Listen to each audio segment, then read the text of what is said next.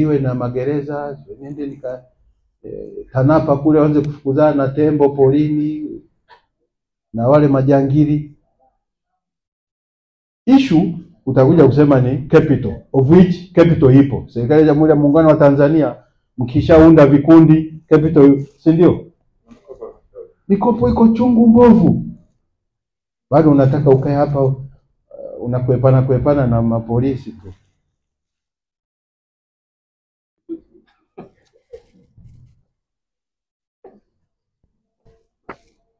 Kwa hiyo kuna fursa za kibiashara hapa, lakini kila wanachokifanya hapa wenzetu hawa kitafsiri kwetu.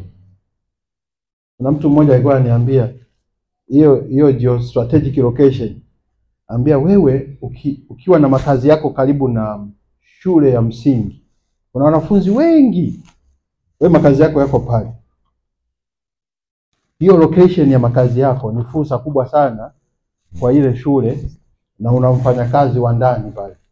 Akimaliza kudeki na kufua nguo za watoto anakaa na watch movie.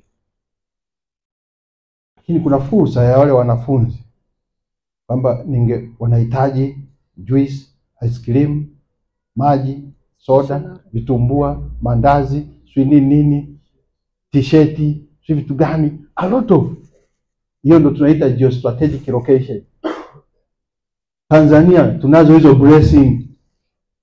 Hapa unaweza ukawa mfanyabiashara mmoja mashuhuri mno. Anakuja nani, Mr. Turuki, mnamfahamu kwa biashara yule kutoka Zanzibar. Ni kijana, yani ningepata nafasi akaongea na nyie.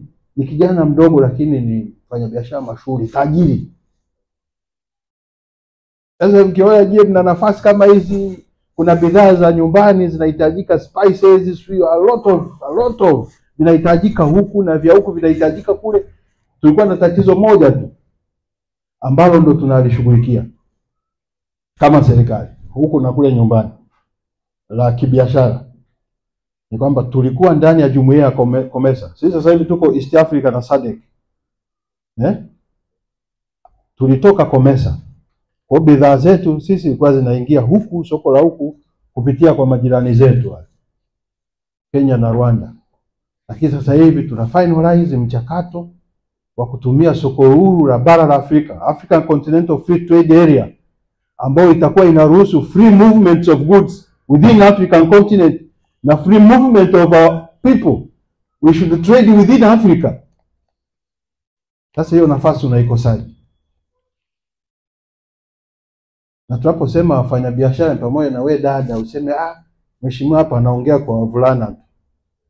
Sasa hivi kuna wadada wa Tanzania na wafanyabiashara mashuhuri mno ambao wanafanya biashara ya bidhaa kutoka China au kutoka hapa Uturuki kwenda Tanzania. Hiyo nafasi mnayo hapa. Kwa hiyo andaa mpango kazi ukiwa hapa. Business write up, hata watu wengine hawajui kutengeneza business write up. Wala ambao kwa michepuo ya kibiashara, tengeneza. Ukienda kwa watu, yeye anatabasamu, anaonekana anaijua. Ukiwa mtu atakwambia, ili nikupe mkopo huu, hebu nipe mpango wa kibiashara. Unapata. Na uwe na nidhamu na hiyo hela watakao kuwa wamekupatia. Unatoboa. Mpaka na sisi tukao wazee tutakuwa kwambia, jamani unanikumbuka nikoga mimi ndo nileta hii idea. Kwa tuwe wabunifu tukiwa hapa Misri. Unachokiona hapa, fikiria ni namna gani unaweza kufanya connection na nyumbani.